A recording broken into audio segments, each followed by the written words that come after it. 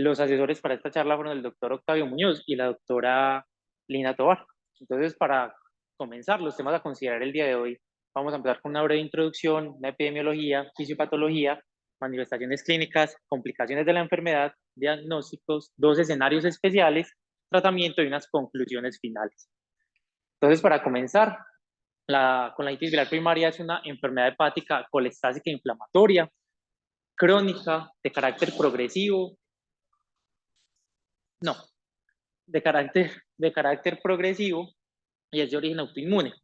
El marcador autoinmune lo vamos a descubrir a lo largo de la charla, dada la presencia de anticuerpos antimitocondriales, que es la característica más importante de la enfermedad, y sabemos que hay una importante interacción genética y de factores ambientales que conducen a la pérdida de la autotolerancia contra antígenos mitocondriales. Entonces, en cuanto a la epidemiología, es una enfermedad rara y subdiagnosticada. Sin embargo, hemos visto como en los últimos años hay una incidencia y prevalencia en aumento, principalmente dado por el mayor reconocimiento de la enfermedad y que hay tratamientos efectivos que han logrado disminuir la progresión histológica y por eso el interés creciente en este tipo de patologías.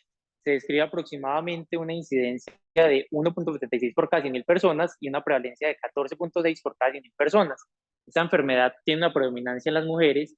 Si bien antes se consideraba que la relación podría ser de 9 a 1, los estudios más recientes han demostrado que esta relación podría estar entre 4 a 5 mujeres por cada hombre con la enfermedad. Y la gran mayoría de los pacientes, cerca de un 90%, están entre los 40 y los 65 años.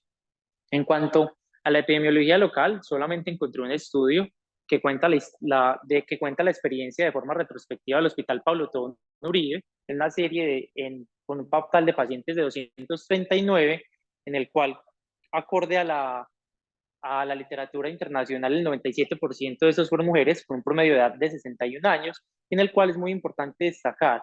Y en contraposición a lo que dice la literatura mundial, tuvimos una positividad de anticuerpos antimitocondriales en el 76% de los casos, comparado con el 90-95% que se describen en otras series. En la positividad de los ANAS fue del 69%.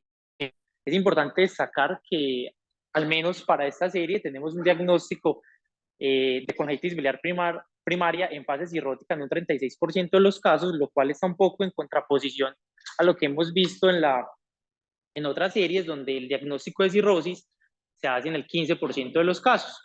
Y para nuestra serie también es muy importante destacar que el tratamiento de primera línea y el cual ha demostrado cambiar la historia natural de la enfermedad ha sido el ácido ursodeoxicólico, el cual la tasa de respuesta inadecuada en otras series se ha determinado en cerca del 40%. Sin embargo, la tasa de respuesta inadecuada para este estudio fue del 16% un año y del 32% para 2 años. Y como es una enfermedad autoinmune, no es raro su existencia con otras enfermedades, como vamos a ver, y para esta serie, la enfermedad más frecuente fue la hepatitis autoinmune, seguida del hipotiroidismo, el síndrome de Sjögren y la esclerosis sistémica. Entonces, en cuanto a la fisiopatología, es importante reconocer que el principal fenómeno que va a partir la historia natural de la enfermedad es la pérdida de la autotolerancia contra la subunidad de 2 del complejo piruvato deshidrogenasa de la cadena interna mitocondrial, que está involucrada en la reacción y en la síntesis de energía. Esta de la autotolerancia se ha explicado, se ha tratado de explicar por exposición a xenobióticos, exposición a humo de cigarrillo, e incluso por mimetismo molecular, por donde han entrado infecciones crónicas, tanto urinarias como de la vía biliar, que han conducido a la expresión de esta proteína de forma aberrante en los colangiocitos y una interacción con las células presentadoras de antígeno. Es por eso que acá se reconocen múltiples polimorfismos del HLA que han intentado explicar por qué los pacientes tienen una predisposición genética al desarrollo de la enfermedad. Una vez se da esta interacción con esta proteína aberrante, eso genera una respuesta TH1 mediada también por linfocitos B, donde se van a desarrollar anticuerpos antimitocondriales. Como les dije, es la característica más importante de la enfermedad, que van a llevar a la destrucción de colangiocitos, a mayor expresión de proteínas aberrantes y un círculo vicioso donde a mayor exposición antigénica, mayor producción de anticuerpos. Finalmente, van a ver una infiltración, un infiltrado inflamatorio principalmente de linfocitos T, citotóxicos y CD4 positivos a nivel hepático, lo cual lleva a destrucción de los ductos biliares pequeños y también de hepatocitos periportales, lo cual va a llevar a un daño biliar persistente y al desarrollo de la enfermedad. Otra de las características o de los epifenómenos más importantes en la enfermedad ha sido relacionado con este intercambiador de aniones, el AE2, el cual intercambia cloro con bicarbonato en el canalículo biliar, y eso tiene que ver gracias a que esta secreción de bicarbonato por este intercambiador aniónico genera una superficie epitelial rica en bicarbonato, que lo que genera es una inhibición de la entrada de ácidos biliares hidrofóbicos al interior del colangiocito.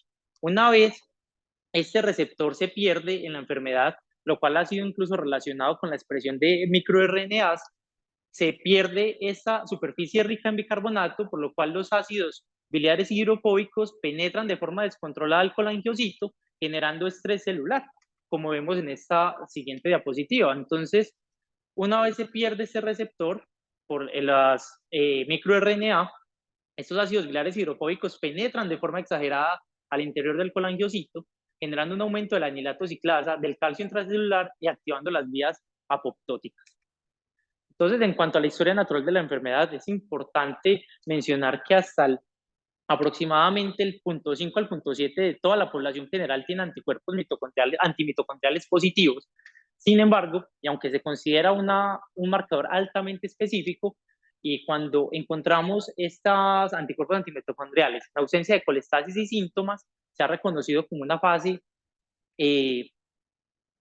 ni siquiera considerar preclínica, porque muchos de estos pacientes son asintomáticos, sin embargo, pues sí demuestran una predisposición a la enfermedad, y en estudios observacionales, sobre todo un estudio francés que le hizo seguimiento a todos los pacientes positivos que entraban a este laboratorio y que no tenían colonitis biliar primaria, ellos encontraron que a 5 años estos pacientes pueden presentar manifestaciones de colestasis, teniendo entonces una fase asintomática de la enfermedad. En esta fase asintomática puede haber un transcurso de muchos años, entre 5 a 15 años, durante la cual aparecen los anticuerpos, la colestasis y los síntomas entre el 36 al 90%, es decir, entre 2/3 al 90% de todos los pacientes progresan de las fases asintomáticas a asintomáticas y van a presentar las manifestaciones más importantes de la enfermedad, como lo van a hacer el prurito y la astenia. Y ya en la parte final o en las fases avanzadas de la enfermedad es donde se van a presentar la cirrosis, la hipertensión portal con la citis, la encefalopatía, y quiero que vean que la bilirrubina solo se eleva en la fase final de la enfermedad cuando estamos en fases ductopénicas. Entonces, en cuanto a la presentación clínica, las manifestaciones van a depender de la propia colestasis crónica y de la actividad de la enfermedad. Es así como tenemos manifestaciones como la astenia casi en el 80% de los pacientes. Esta astenia se caracteriza primero por ser una manifestación de difícil control. Incluso se ha visto en los pacientes que después del trasplante hepático por cirrosis, esta astenia no mejora, por lo cual se ha considerado que no es una indicación de trasplante y se ha relacionado principalmente con vías serotoninérgicas. El prurito se representa en el 70% de los pacientes, el cual es de predominio nocturno en las extremidades y se puede desencadenar incluso con el roce de la ropa. Dolor en el cuadrante superior derecho. Por la colestasis y la hiperlipidemia, la presencia de santomas y santelasmas, la hiperpigmentación de la piel, conocida como lipidemia, y finalmente en las fases más avanzadas de la enfermedad, la malabsorción de vitaminas liposolubles. Y como la coexistencia de enfermedad autoinmune es frecuente, las demás manifestaciones extrahepáticas van a depender de la enfermedad que se presente. En la mayoría de las series, la enfermedad más frecuente es el síndrome de Sjögren, presentándose con síntomas secos, seguido del hipotiroidismo, el síndrome de Raynaud, la esclerosis sistémica, el lupus y el artritis reumatoide. Y la enfermedad también se puede presentar ya en fases avanzadas por sus complicaciones. Al examen físico, realmente los hallazgos del examen físico van a ser manifestaciones tardías, usualmente secundarias a la colestasis crónica y al desarrollo de cirrosis e hipertensión portal. Es por eso que puede haber ictericia, hepatomegalia, melanodermia, santelasmas, y ya en estas fases lo que tiene que ver con circulación colateral, sangrado, circulación colateral, manifestaciones de hepatopatía crónica como neus en rubí o telangiectasias, bueno, y las demás manifestaciones de una hepatopatía crónica. Sin embargo, no hay una manifestación temprana que nos permita sospechar la enfermedad. En cuanto a las complicaciones, vemos cómo La cirrosis probablemente sea la más importante de todas ellas y la que deriva el pronóstico de nuestros pacientes. Sabemos que al momento del diagnóstico, 15% de todos los pacientes con colagitis biliar primaria van a estar en una fase cirrótica, y la incidencia acumulada a 10 años es aproximadamente el 40%. Esto ha cambiado con el advenimiento del ácido ursodeoxicólico, el cual ha demostrado disminuir la progresión histológica, y es por eso que cada vez en el mundo, aunque hay más tasas de enfermedad, se trasplanta menos por esta indicación. Y finalmente, pues las complicaciones propias de la hipertensión portal. El hepatocarcinoma, es importante destacar que el riesgo se ve aumentado en los pacientes que avanzan hacia fases cirróticas. Sin embargo, el paciente que no tiene cirrosis pareciera tener un riesgo usual, pero una vez lo desarrolla, tiene 18 veces más riesgo de hepatocarcinoma que la población general. Uno de los factores de riesgo que se ha identificado para desarrollar hepatocarcinoma es una respuesta inadecuada al UTCA. Y una vez el paciente está cirrosis, el tamizaje se debe hacer cada 6 meses con ecografía, resonancia o resonancia y alfa-fetoproteína. En cuanto a otras complicaciones, es muy importante destacar el riesgo de osteoporosis en estos pacientes, que está entre un 10 al 50%. Es por eso que una vez realizado el diagnóstico, se debe hacer densitometría basal y al menos cada 2 años. Si se identifica osteopenia, debe iniciarse vitamina D y calcio, o si ya se identificara como tal osteoporosis, se debería hacer el manejo antirresortivo y con el resto de los medicamentos que tenemos disponibles para osteoporosis. Sin embargo, las guías también recomiendan dar a mujeres peri y posmenopáusicas vitamina D y calcio, dado el alto riesgo del desarrollo de osteoporosis. Y finalmente está la hiperlipidemia, también consecuencia de la colestasis crónica. Los estudios al respecto han sido ambivalentes respecto al riesgo cardiovascular que le confiere la hiperlipidemia a los pacientes. Sin embargo, pareciera que los pacientes que tienen hiperlipidemia y colangitis biliar primaria no tienen aumento del riesgo cardiovascular. Esta hiperlipidemia también responde al ácido ursodeoxicólico, aunque frecuentemente nos vamos a tener que ayudar de otros medicamentos hipolipemiantes. Y pues en este grupo de pacientes las estatinas y los fibratos son seguros. De hecho, los fibratos tienen un papel en el tratamiento de la enfermedad. En cuanto a los marcadores serológicos, el marcador estrella van a ser los antimitocondriales, como les decía, en otras series, incluso en la literatura general, cuando hablan de la enfermedad, dicen que este es el marcador en el 95% de todos los casos, y como les venía comentando, hasta el 0.7% de toda la población tienen este anticuerpo positivo, con una prevalencia de colangitis biliar primaria a 5 años del 16%. Estos anticuerpos pueden preferir las alteraciones bioquímicas y las manifestaciones clínicas, y la importancia de este anticuerpo está dado por su positividad o por su ausencia. Realmente no tiene ningún valor pronóstico, ni tiene ningún sentido hacer valores seriados de anticuerpos antimitocondriales. Y generalmente tenemos dos técnicas disponibles en nuestro medio, por ELISA o por inmunofluorescencia, donde vamos a considerar que son positivos por más de 25 unidades o títulos en 1 en 40. En cuanto a los anticuerpos antinucleares, estos tienen un papel muy importante en los pacientes que son cero negativos respecto a los anticuerpos antimitocondriales. Aquí es importante destacar que los ANAs que tienen valor clínico son los dirigidos específicamente contra la proteína SP100 y la glucoproteína 210. Esto, si bien la medición ideal debe hacerse por ELISA, este laboratorio no está disponible en nuestro medio. De hecho, en Estados Unidos pareciera no estar muy disponible, y donde se reporta una gran disponibilidad del mismo es en Europa. Sin embargo, hay patrones de inmunofluorescencia que nos pueden hacer sugerir la enfermedad. Estos anticuerpos son específicos de la enfermedad, y aún en la ausencia de anticuerpos antimitocondriales pueden ser suficientes para el diagnóstico sin usar la biopsia. Entonces, en cuanto a la inmunofluorescencia, vamos a destacar dos patrones: el patrón de múltiples puntos nucleares, que es el AC6, en la clasificación internacional de anticuerpos antinucleares, y el patrón AC12, que es de membrana punteada nuclear, que está dirigido contra antígenos de la glucoproteína 210. La presencia de estos dos patrones con colestasis crónica en un contexto clínico adecuado, como les venía, y vuelvo a ser enfático, puede hacer diagnóstico de la enfermedad.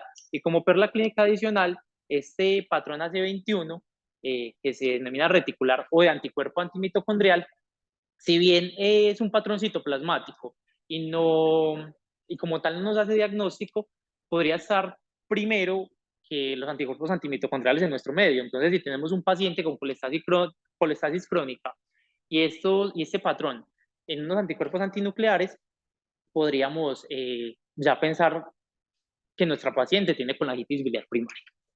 Listo. Bueno, y finalmente, pues eso está en el 50% de todos los pacientes y en el 30% de los pacientes con anticuerpos negativos. Cuanto a las imágenes diagnósticas, estas van en el enfoque de la colestasis crónica, donde va a ser el punto clave diferenciar colestasis intra y extrahepática. Es por eso pues, que el examen básico podría iniciar desde la ecografía de vías hepáticas y de vías biliares.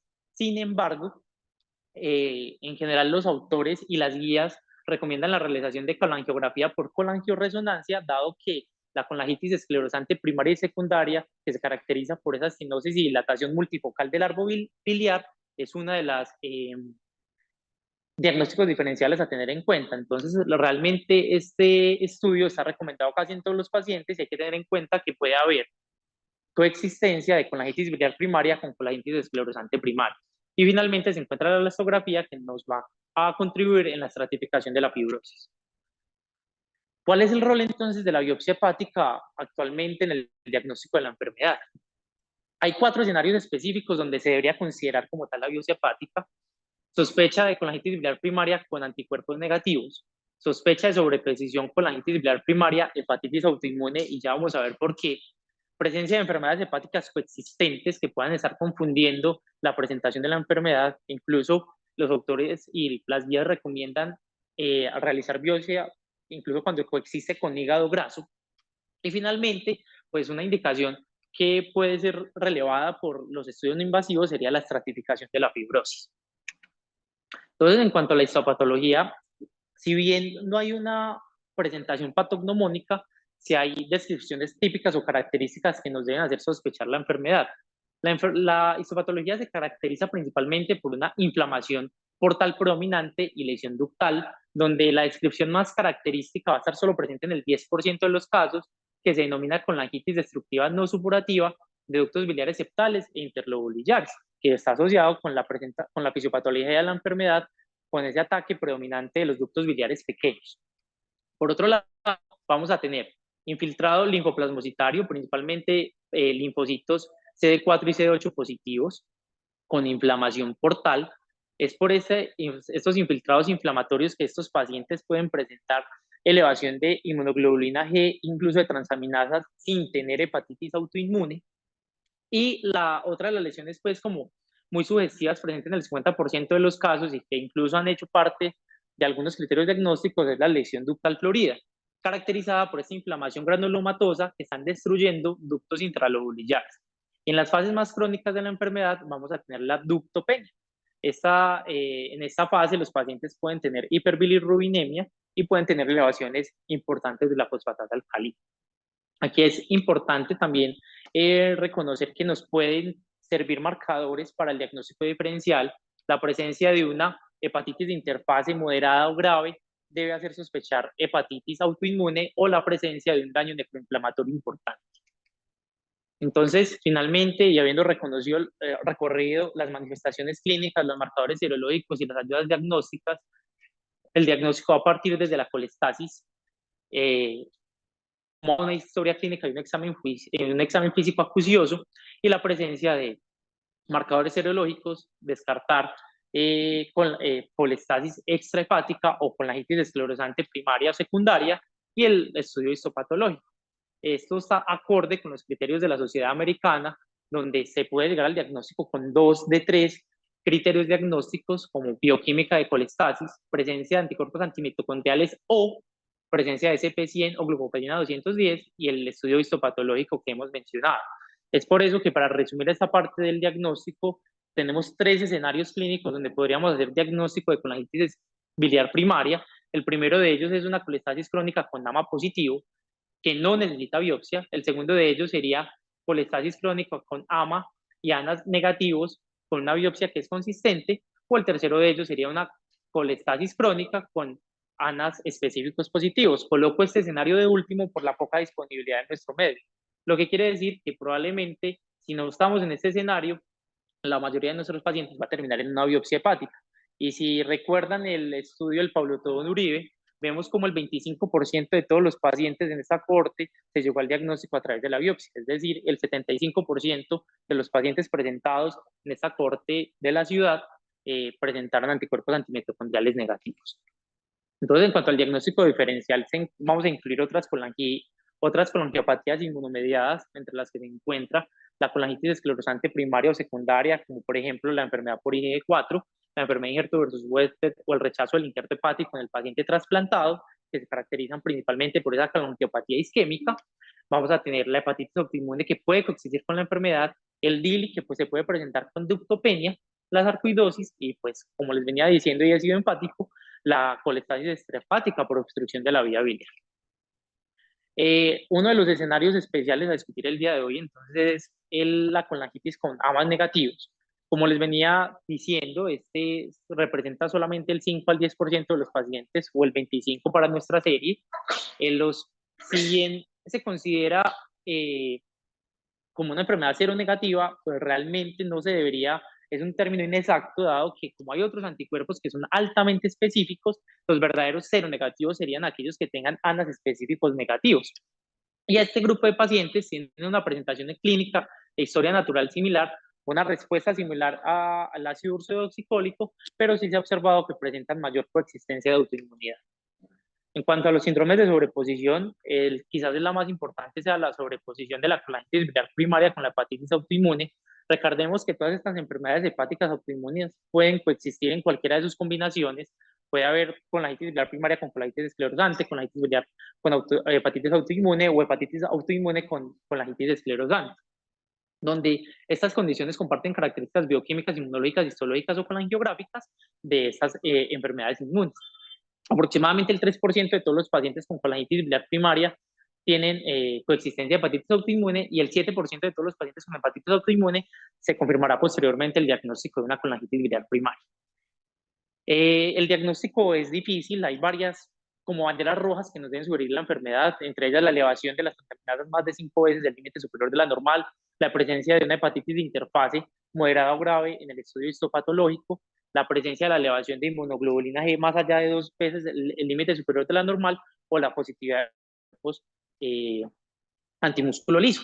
Sin embargo, realmente las guías y los estudios clínicos no han demostrado un claro beneficio en la inmunosupresión en este grupo de pacientes cuando el diagnóstico se ha realizado por estos predictores clínicos y en la mayoría de los casos se recomienda iniciar tratamiento acorde al resultado histopatológico y el grado de nefroinflamación. Entonces, para diagnosticar la enfermedad, se siguen recomendando la literatura los criterios de Paris, que se deben cumplir 2 de 3 para cada una de estas dos enfermedades, los cuales hemos discutido a lo largo pues, como de la charla.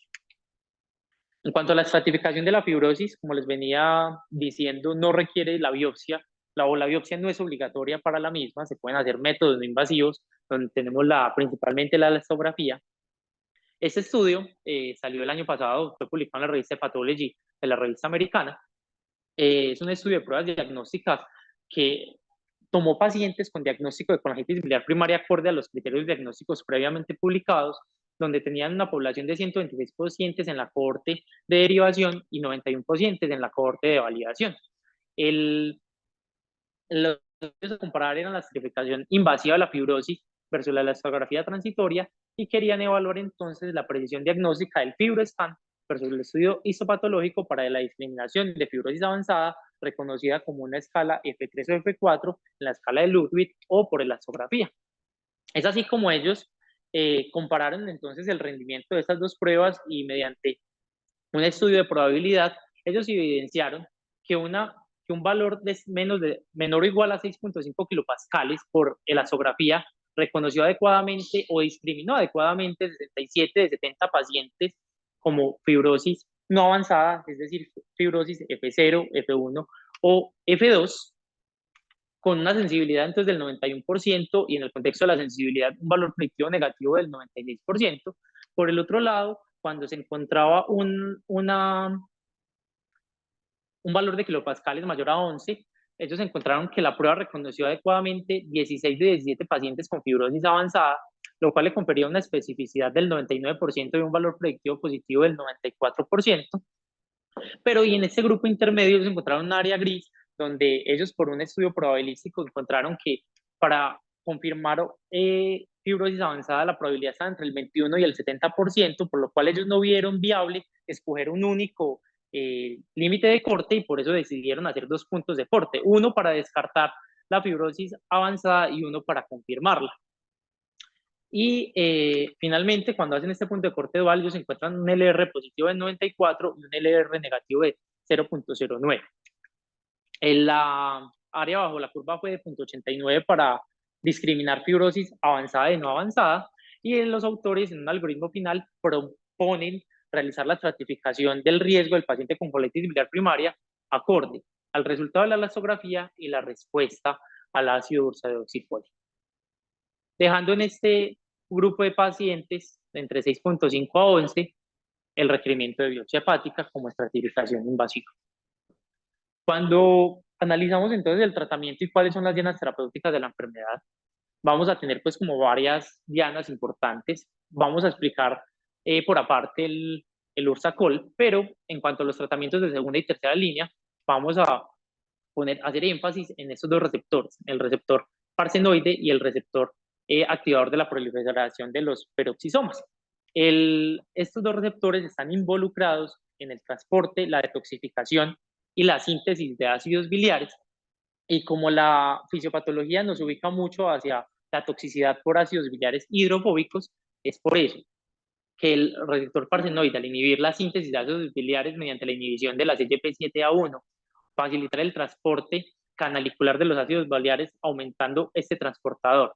Y adicionalmente, inhibiendo los transportadores que facilitan el paso de ácidos biliares al colangiocito, se ha logrado demostrar cómo los agonistas del receptor farsenoide disminuyen la colestasis, donde el ejemplo o el medicamento característico va a ser el ácido beticólico. Y por otro lado, en cuanto a los PIPAR, tenemos que estos son 3, alfa, beta y delta, en los cuales, perdón, gamma, en los cuales van a ser los fibratos, los medicamentos más importantes, y estos también van a tener una importante actividad respecto a el transporte canalicular de los ácidos biliares, inhibición de la síntesis, y finalmente también se ha demostrado un evento antiinflamatorio por la inhibición del factor nuclear kappa beta. Entonces, el ácido ursodeoxicólico es el medicamento más importante en la enfermedad. Este se descubrió o surgió como tratamiento para la hepatolitiasis y la litiasis de la vía biliar. Pero cuando estaban haciendo los estudios en este grupo de pacientes, ellos encontraron que había una disminución importante de la fosfatasa alcalina. Y por eso fue que salió la teoría de que este medicamento podía ser o podía tener actividad en la colangitis biliar primaria. En las formas de uso actuales, entonces la dosis va entre 13 a 15 miligramos kilo día, dosis que puede ser administrada en 1, 2 o 3 dosis divididas, dependiendo de la adherencia y la preferencia del médico en la decisión compartida. Una vez el paciente inicia UTCA que tiene colangitis biliar primaria, este debe ser de uso indefinido, incluso en el periodo post-trasplante, y se debe hacer control 3 a 6 meses con la bioquímica hepática. El mecanismo de acción entonces se ha descrito un fenómeno citoprotector, antiinflamatorio y colerético. Este factor colerético ha sido principalmente atribuido al aumentar el AE2, el que les mostraba al principio, que generaba la superficie rica en bicarbonato. Y en cuanto a los beneficios descritos que ya vamos a observar, es que mejora la sobrevida, evita la progresión histológica y mejora la colestasis. Los eventos adversos realmente son raros y son leves, como el adelgazamiento del cabello, distensión abdominal y ganancia de peso. Y como les venía diciendo al principio de la charla, el 40% de los pacientes pueden tener una respuesta inadecuada, en contraparte con lo que veíamos en el estudio del doctor Muñoz, donde eran tan solamente el 16%. Esto es una bandera roja para progresión y fases y una enfermedad clínicamente agresiva. En cuanto a la respuesta al tratamiento con Ursacol, a lo largo de la historia han surgido múltiples puntajes e incluso estudios algorítmicos para evaluar la respuesta, donde probablemente los más importantes actualmente sean los criterios de Toronto, o al menos como lo han definido los estudios clínicos, como es la presencia de una fosfatasa alcalina 1.67 veces el límite superior de lo normal al año del tratamiento, los criterios de París 2, con la evaluación de la ALP, de la fosfatasa alcalina, la ST y la bilirrubina total. Y otros scores muy mencionados en la literatura son los del Rochester y los de el Global. La respuesta a ácido ursodeoxicólico se define es al año de haber recibido la intervención. Es de una crítica, pues un año podría ser mucho tiempo para influir en una historia natural de la enfermedad. Sin embargo, como es una enfermedad progresiva y de lento curso, pues se ha determinado que esta sea la forma como se evalúa la respuesta. Y la mayoría de los estudios clínicos han utilizado estos scores para determinar la respuesta clínica a los tratamientos. Entonces, al ácido ursodeoxicólico, el primer estudio clínico salió en 1991 en el New England Journal of Medicine. Entonces fue un estudio clínico aleatorizado, doble ciego comparado con placebo. Incluyeron 146 pacientes con diagnóstico clínico y confirmación histopatológica de colangitis biliar primaria, en los cuales ellos, en una relación de 1 a 1, aleatorizaron a los pacientes a recibir Ursacol o placebo idéntico y evaluaron la eficacia y con el objetivo de evaluar la seguridad y eficacia. El desenlace primario entonces, o como ellos evaluaron la eficacia de la intervención, era con el desarrollo de complicaciones. Si vemos, este desenlace habla de manifestaciones tardías de la enfermedad, que era como el desarrollo de hiperbilirrubinemia o una complicación grave como sangrado variceal, ascitis o encefalopatía, y realmente lo que ellos midieron de desenlace, más allá de la probabilidad de respuesta, era como la ausencia de un evento adverso o complicación. Ellos encontraron entonces que los pacientes que fueron aleatorizados a ácido ursodeoxicólico tuvieron una mayor tasa de respuesta a 12 y 24 meses. Encontraron también mejoría en parámetros histopatológicos, sin embargo el grado de fibrosis no fue diferente. Y en los marcadores bioquímicos sí hubo una diferencia marcada y estadísticamente significativa. Los niveles de bilirrubina, AST, fosfatasa alcalina, colesterol, incluso con una rápida separación de las curvas. Es de este estudio que surgió más como un estudio experimental, que sale este segundo estudio en 1994 por los mismos autores, donde ellos incluían 145 pacientes con diagnóstico clínico y confirmación histopatológica con la misma intervención, y en los desenlaces entonces se evaluaban progresión de la enfermedad, supervivencia libre de trasplante y el desenlace de muerte. Es así como ellos encontraron que ellos hicieron 2 fases de tratamiento, tuvieron un seguimiento de 48 meses. Sin embargo, los primeros 4 meses, el estudio sí fue el aleatorizado y cegado. Sin embargo, como hacia el final de este periodo de tiempo, ellos vieron que el ursacol, el ácido ursodeoxicólico era efectivo, no vieron ético continuar exponiendo a estos pacientes a placebo e iniciaron también el UTCA para ese periodo de tiempo. Ellos encontraron que con el mismo criterio previo de hiperbilirrubinemia, desarrollo de ascitis, encefalopatía o sangrado variceal, que la respuesta al Luxacol era significativa y estadísticamente significativa, con RR de 0.28 y un intervalo de confianza que era preciso y estadísticamente significativo. Por otro lado, la probabilidad de trasplante, ellos aquí incluían los pacientes que eran trasplantados o eran referidos a una lista de trasplantes. Ellos encontraron que los pacientes que fueron aleatorizados a UTCA desde el principio del seguimiento tuvieron menor probabilidad de estar en lista de trasplante o ser trasplantados. Y finalmente, el desenlace compuesto de muerte o trasplante también tuvieron mejores desenlaces que fueron estadísticamente significativos del grupo sometido al ácido ursodeoxicólico, un RR de 2 y un intervalo de confianza que era preciso y estadísticamente significativo. Y así a lo largo de la historia vale la pena pues como revisar, han salido múltiples estudios que han validado la información del ácido ursodeoxicólico y se considera una intervención efectiva y segura. Sin embargo, el 40% de los pacientes pueden tener respuesta inadecuada, y es así donde han salido otros medicamentos como el ácido beticólico. Este es un estudio publicado en el 2016 también en New England, fue un estudio clínico aleatorizado doble ciego controlado con placebo fase 3, que evaluaban los pacientes con diagnóstico de colangitis biliar primaria con respuesta inadecuada a UTCA o que no podían recibirlo por eventos adversos.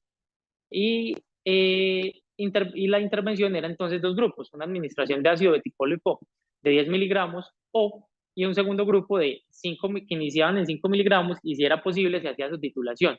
Estas dosis fueron escogidas a partir de un estudio experimental donde ellos observaron que dosis de 50 miligramos aumentaban considerablemente la presencia de prurito en los pacientes, por lo cual decidieron iniciar dosis más bajas. El comparador entonces era placebo idéntico y el desenlace era evaluar la eficacia en seguridad y perfil de eventos adversos del ácido beticólico en un periodo de 12 meses. Vemos acá que el uso de ursodeoxicólico en los dos grupos fue del 93%, y cómo entonces ellos medían la respuesta inadecuada al ácido ursodeoxicólico era por los criterios de Rochester, perdón, de Toronto, donde evaluaban una fosfatasa alcalina menos de 1.67 veces el límite superior de la normal, con una reducción de 15% en la fosfatasa alcalina y una bilirrubina total menor al límite superior de lo normal. Es así como ellos definían tanto la falla al UFCA como de criterio de inclusión y como la respuesta a la adicionar ácido beticólico. Ellos entonces encontraron que a los 12 meses de seguimiento, como el 47% de los pacientes que estaban en el grupo de 10 miligramos, el 46% que estaban en el grupo de 5 miligramos, lograron cumplir el desenlace de respuesta bioquímica completa, y solo el 10% de los pacientes asignados a placebo idéntico lograban dicha respuesta. Ellos encontraron que estas diferencias se veían de forma muy temprana, incluso desde los 3 meses, y persistían del tiempo de seguimiento del estudio. Ellos luego hicieron un seguimiento extendido de los pacientes y la respuesta sí se fue perdiendo en el tiempo.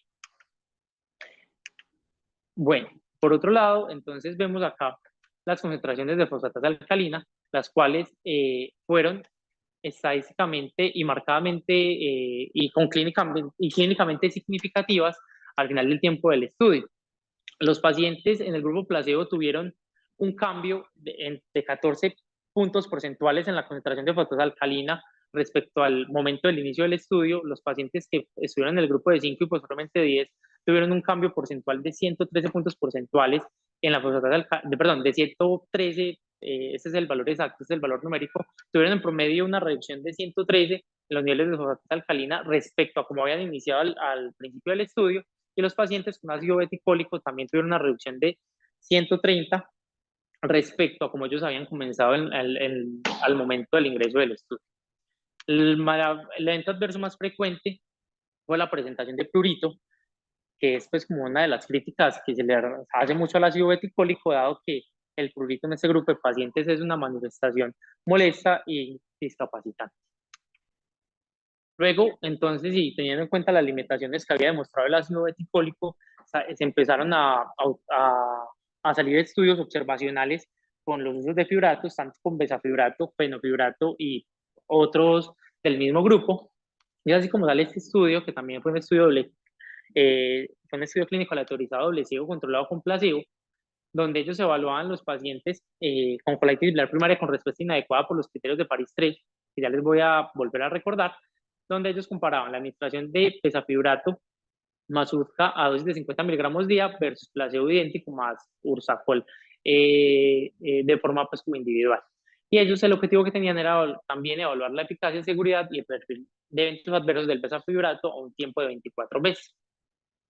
Ellos encontraron entonces como al final del tiempo del estudio de 24 meses, el 31% de los pacientes en el grupo de besafibrato, comparado con el 0% de los grupos asignados a placebo, lograron una respuesta bioquímica completa dado por niveles normales de fosfatasa alcalina, ALT, AST, bilirrubina total, albúmina y tiempo de protrombina.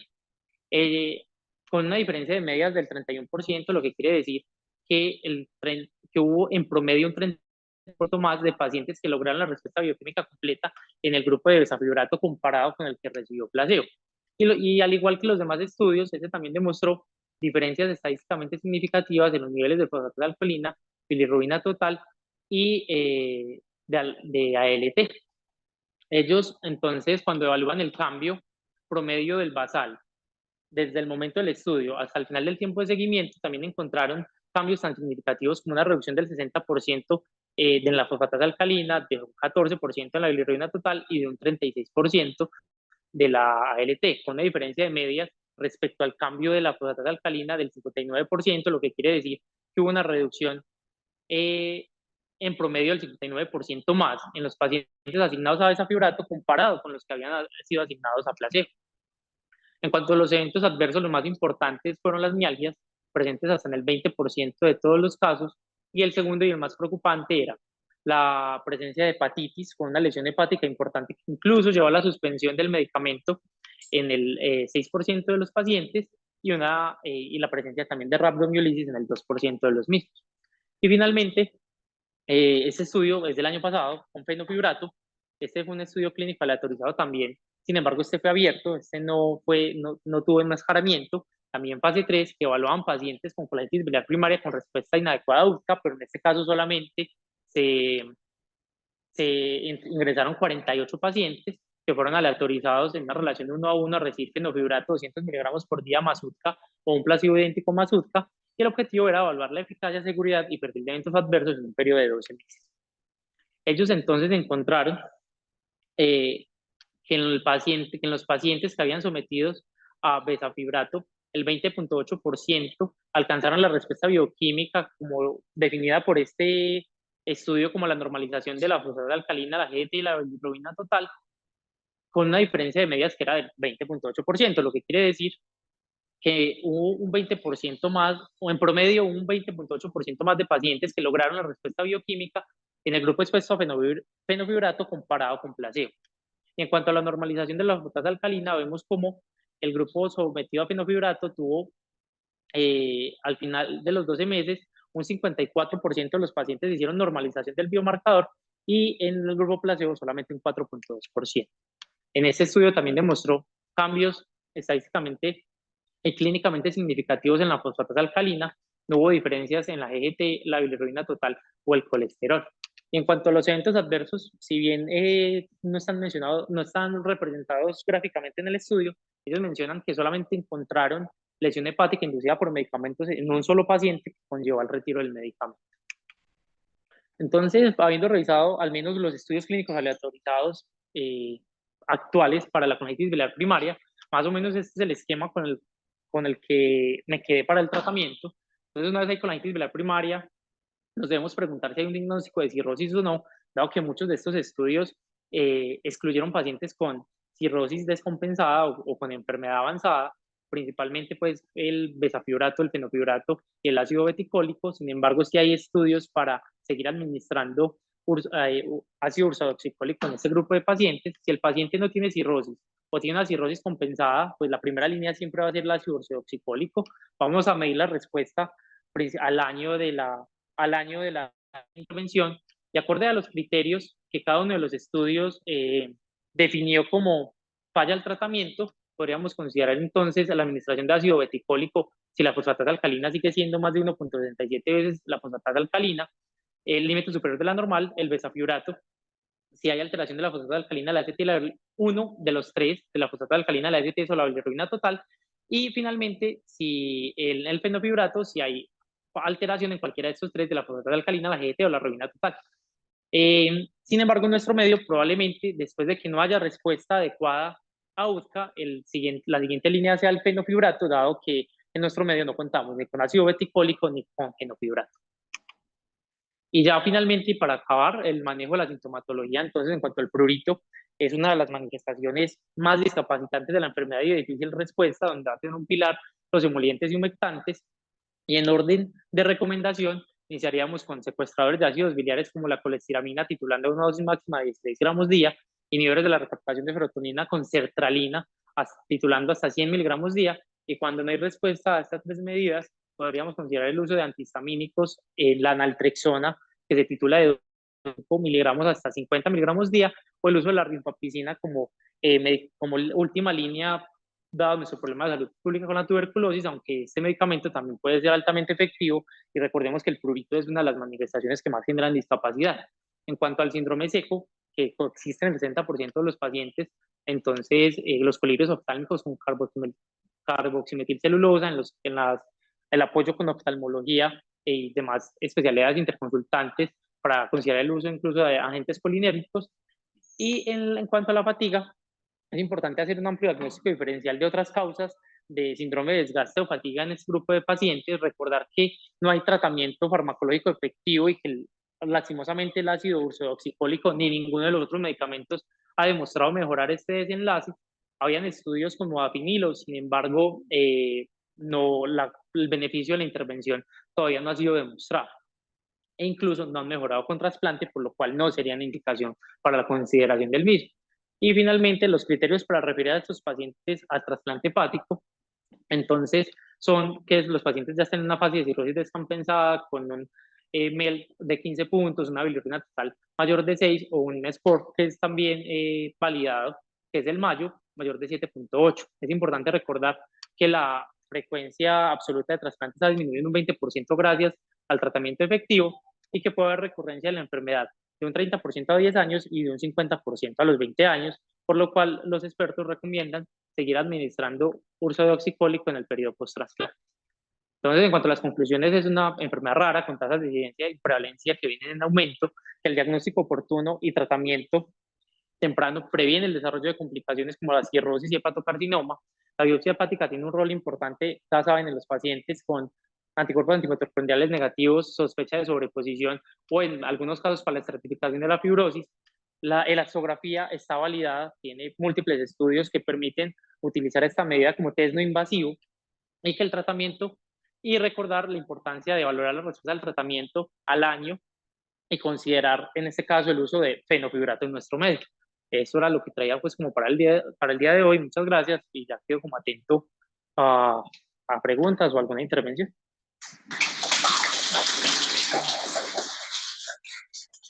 Hermano, es que quedé preocupado o no entendí en la historia natural de los anticuerpos antimicrobianos.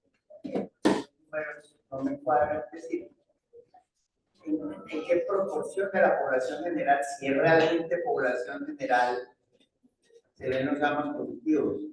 Y de esos, ¿en cuánto se espera que ocurra con la gente primaria? Porque si yo entendí las cifras, en Colombia tendríamos mínimo por ahí entre 25.000 y 50.000 por ahí circulando, rascándose y mamados. Entonces, se dice que aproximadamente el 0.5 al 0.7% de la población tiene colonitis, perdón, anticuerpos antimicrobianos positivos. Pero de la población general. De la población general, o sea. De 1.000 colombianos, por ahí hay 5 con anticuerpos positivos. Sí, en teoría. Esa es pues, no trae el Pero es que haga cuentas, Cristian. Si somos 50 millones de colombianos. Porque cuando uno lee la literatura general o ya los estudios de regresión, ellos dicen que los anticuerpos son altamente específicos. Sin embargo, hay un estudio que pues, no trae por cuestiones de tiempo, que era un estudio que hacía estudios inmunológicos, era un estudio francés que reunió como 10 laboratorios que estaban estudiando en este grupo de laboratorios que reunían el 90% de todas las pruebas que se hacían en el país. Ellos dividieron incluso en grupos de los que tenían diagnóstico y los que no tenían cholestasis o manifestación. Ellos encontraron que entre los que eran ABA positivos, solo el 15% a 10 años presentaban la enfermedad. Entonces, si bien, aunque se dice que son muy específicos, yo también entiendo pues como la preocupación o la duda, pero este es el elemento inicial, lo desencadenante es la pérdida de la tolerancia a los antibióticos, pero que se desarrolle la cholestasis o una enfermedad clínica manifiesta, pues yo creo que todavía hay un gap que no está conocido. Yo lo entiendo, Cristian, pero la preocupación es esa cifra inicial. O sea, usted puede poner 100 laboratorios de Francia o de donde sea y mirar en esos laboratorios, puedo hacerlo aquí en la industria, y mirar cuántos pacientes, cuántas de la muestra de edad tienen un AMA positivo y mirar a los 10 años cuántos de esos AMA positivos se convirtieron en.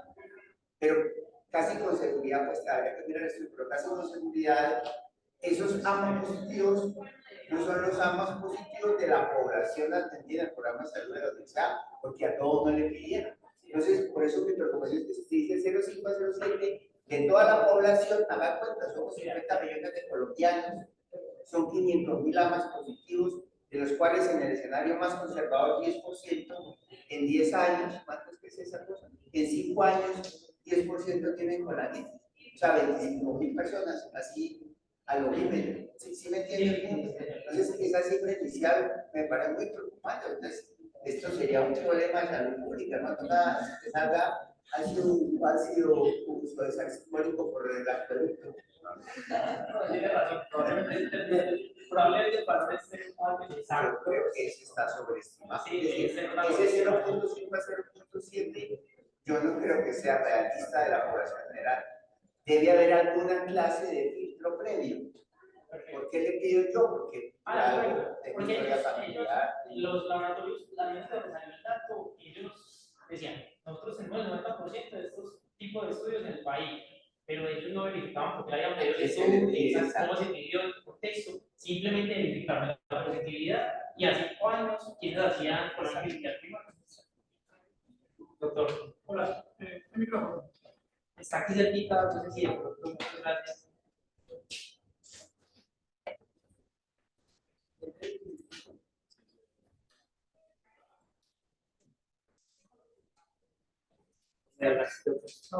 Hola, Mauricio Restrepo, traumatólogo. Tenía varias preguntas, vi que la última diapositiva, la penúltima respondiste dos, que era la mención de los síntomas secos, ¿no? Es muy importante, sobre todo porque es un síntoma pues, habitual, es un diagnóstico diferencial de estos pacientes que puedan tener Sjögren o estos otros indicadores. Lo otro es la parte de la fatiga, que es un síntoma muy frecuente, y efectivamente es fatiga, no es astenia, como ya has puesto al principio. La diferencia puede ser sutil, pero existe. Las dos preguntas que quedan son, primero, el algoritmo diagnóstico, si lo quieres poner. El primero es el que tiene colestasis y tiene antimitocondrial, ¿cierto? Eso es muy fácil. El segundo tiene la colestasis, es antimitocondrial negativo, entonces se va para biopsia. Y el tercero, pero el tercero parece que no tiene utilidad porque no tenemos los anticuerpos censos con ELISA. Entonces la pregunta es, en ese grupo, ¿tendría utilidad los ANAS que mostraste de múltiples puntos, anillo perinuclear, el reticular o incluso un anticentrómero? Para el pronto, el que tiene eso, con fosfata, pues una colestasis, siendo mitocondrial negativo, es un paciente que encaja en el fenotipo clínico clásico, pues evitar la biopsia. Listo. En teoría sí, doctor. Ya, yo al revisar la literatura llegué a la conclusión de, sobre todo con el patrón AC6 y AC12, múltiples puntos nucleares y membrana puntera nuclear. Porque este patrón AC21 se relaciona con la presencia de anticuerpos antimitocondriales. Entonces, es decir, que a posteriori, casi que todos los que tengamos de forma preliminar el AC21, cuando salgan los resultados de los antimitocondriales, en teoría van a ser positivos. Entonces, esto se relaciona con la positividad de anticuerpos antimitocondriales.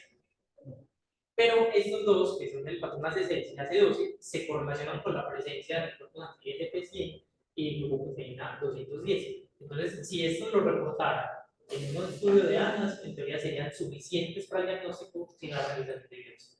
Ese es menos el criterio con el que me quedé. No sé si hablado del doctor Octavio, que está conectado, nos podrá colaborar.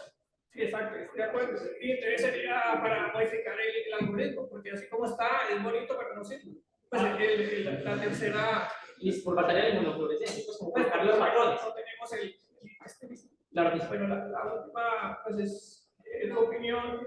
Parece que todo el modelo que muestras al principio no concuerda con el tratamiento, porque el modelo es el típico de cualquier enfermedad reumática, de la mayoría. Un paciente con una predisposición genética, unos disparadores ambientales, cambios epigenéticos, una inflamación guiada por células, un perfil de citoquinas, etcétera. Pero el tratamiento va a una fase tardía, ¿cierto? A bloquear la colestasis y de manera reversa puede mejorar la inflamación.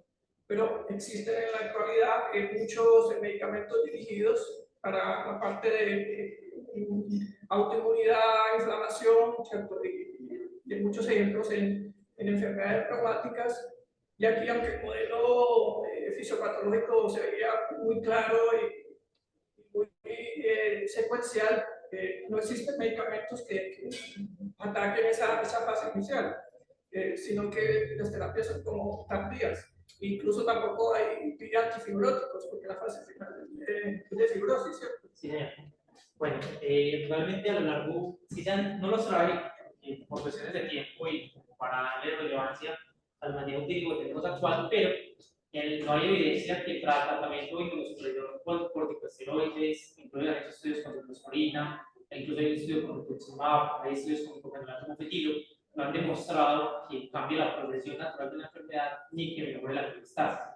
Entonces sí se han hecho estudios y aunque es una enfermedad autoinmune y es por la pérdida de tolerancia y el desarrollo de anticuerpos, no hay evidencia que el tratamiento inmunosupresor mejore los desenlaces. De hecho, en la hepatitis autoinmune, cuando hay coexistencia, es una recomendación de expertos que hay un RCT por la rareza de la coexistencia. Es una enfermedad rara y más que y ya casi el 7% de los pacientes con la infestación de hepatitis autoinmune, entonces no hay suficientes pacientes como para hacer un estudio clínico aleatorizado y casi que la decisión de hacer inmunosupresión en ese grupo de pacientes con la coexistencia son por los estudios histopatológicos, más que por el nivel de ALT mayor de 5 veces normal, más que por la presencia de la variante de la inmunoglobulina G. Casi todos los que hacen la recomendación de tratar con inmunosupresores, específicamente corticosteroides o azathioprina, a esta sobreposición es con los resultados de la biopsia. Al menos eso fue con la información que yo revisé. No sé si el doctor atrás también tenía una pregunta. No, profesor, ¿cómo vas a comunicar? La práctica es común. Si a uno le envía un paciente por anticuerpos recuperales, un patrón de esos síntomas constitucionales, ataques y nunca la evidencia de síndrome inflamatorio o no, y síntomas constitucionales.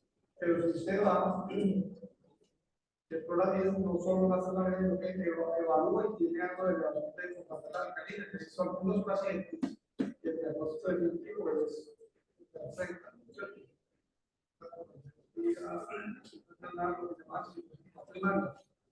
Y tratamos con el que lo estamos haciendo. Muchas veces eso que pacientes que pidan con autoridad temprana y trabajar con los síntomas. Lo otro es que, he mencionado, que en las enfermedades autoinmunes se presenta pues más en el contexto, lo hemos visto. Igualmente grupos, pero sí hay aspectos grupos que hacen poliautoinmunidad. Y sobre Perfecto, doctor, muchas gracias. No sé si en el auditorio o los asistentes del virtual hacer alguna otra pregunta. Si no, pues vamos a la actividad.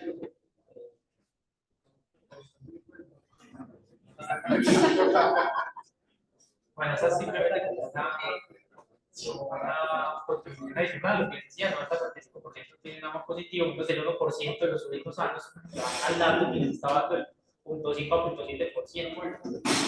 Listo. No siendo más, entonces vamos a terminar.